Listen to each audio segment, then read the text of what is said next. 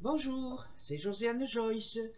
Alors j'avais mis un sondage pour demander si vous étiez intéressé par une vidéo concernant la possibilité de faire chauffer un peu de cuisine sans gaz, ni électricité, ni bois, si vous n'avez pas.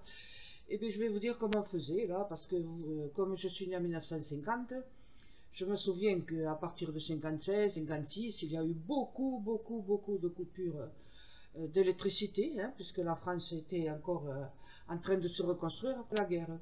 Donc on a eu des coupures de courant qui ont duré très nombreuses années. Et en 68 aussi, bon, il y a eu les coupures bien sûr parce qu'il y avait les grèves de mai 68. Après ça a été la grippe à la fin de l'année de 68. Et donc, il y avait aussi des coupures de télévision, puisque nous on avait la télé en noir et blanc, la première chaîne, c'était souvent coupé, croyez-moi, hein. Voilà, je ne sais pas ce qu'il y avait cet âge-là à l'époque, une dizaine d'années. Il se souvient peut-être du petit train là, de Rébus, il était marrant. Et il y avait la coupure enfin voilà, des vidéos, c'est qui mettaient les films, que ci, que là. Et donc il y avait un petit train avec une énigme là, et c'était pas mal, voilà, de trouver l'énigme du petit train. Et bon, comme j'avais 10 ans, mais 11 ans, je ne la trouvais pas souvent, hein. Voilà. Bon, je vais donc vous dire comment on faisait quand il y avait une coupure d'électricité. D'abord, tout le monde avait une lampe, voilà, une lampe bien sûr à alcool à brûler ou à huile, voilà, on avait ça au minimum. Les bougies, eh ben, ça revenait trop cher hein, parce que ça coupait trop souvent. Et puis pendant des heures, hein, ne croyez pas. Se coucher souvent après avoir été accompagné à la lampe, à pétrole ou à huile dans la chambre hein, et se déshabiller, on n'y voyait presque pas.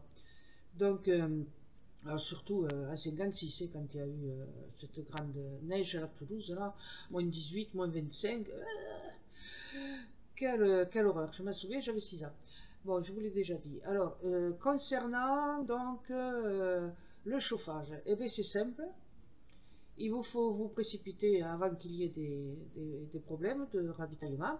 Je ne parle pas de la nourriture, hein, ça vous le savez, hein, des conserves, des conserves, des conserves.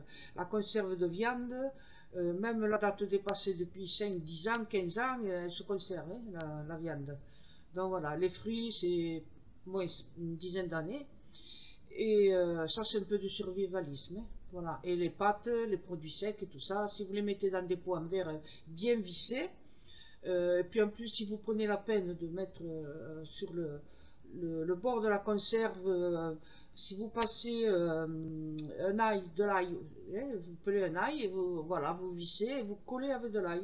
Parce que oui, le sucre d'ail il colle, hein. Voilà, si vous avez besoin de colle, il y a la farine et l'eau, bien sûr, hein, pour la colle à papier.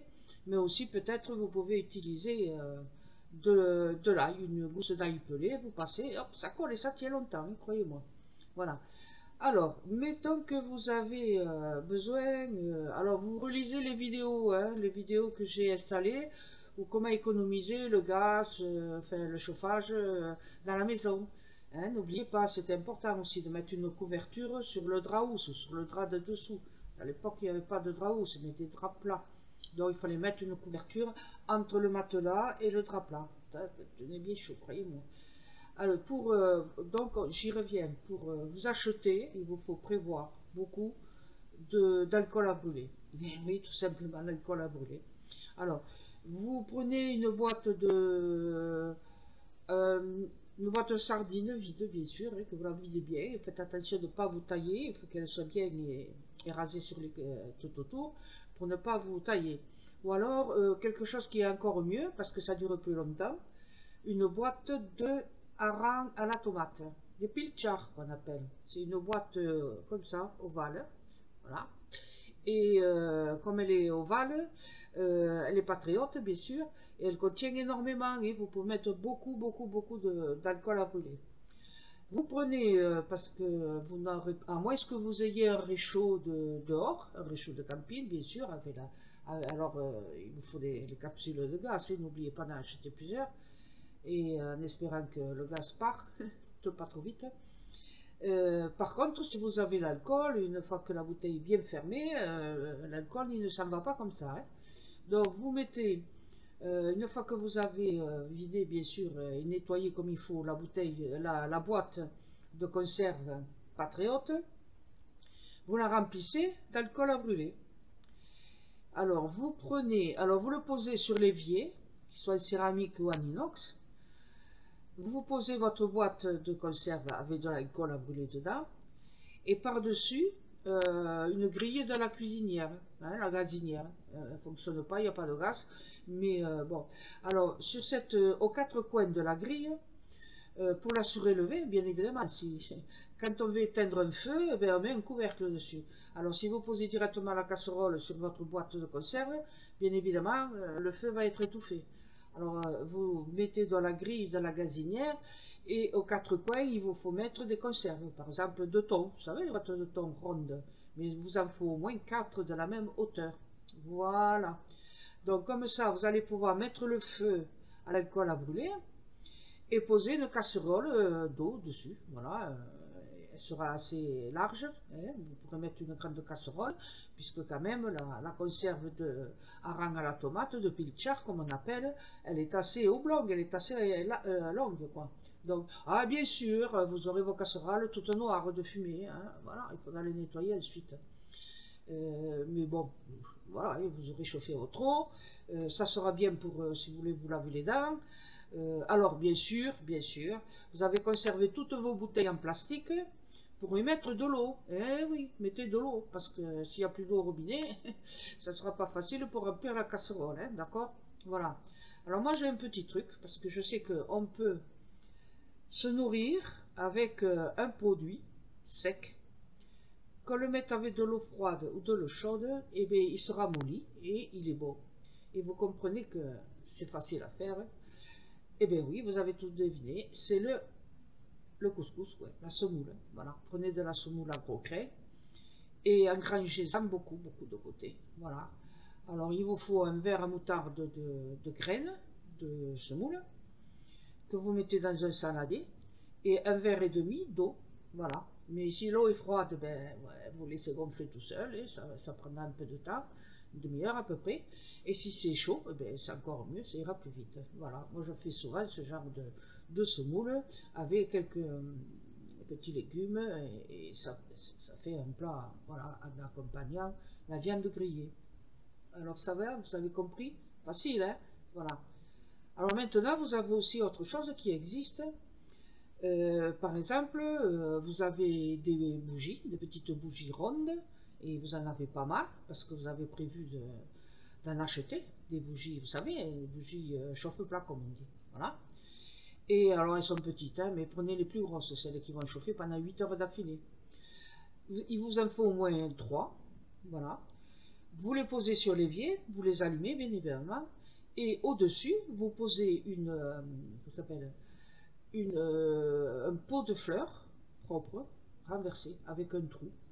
Voilà, mais il ne faut pas que le pot il soit trop haut. Hein, vous voyez, il faut que la flamme puisse passer un peu à travers et chauffer. Parce que le pot en terre, il chauffe énormément. Ne prenez pas un pot en plastique, hein, vous allez le froid, puis ça va sentir mauvais. Prenez un pot en terre, voilà, en terre cuite. Renversez-le sur des bougies, alors il en faut au moins 3 ou 4.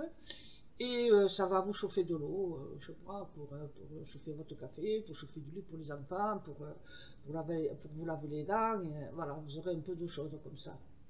Après, il existe un autre système, je l'appelle le Toto, moi, mais ça peut être un autre nom.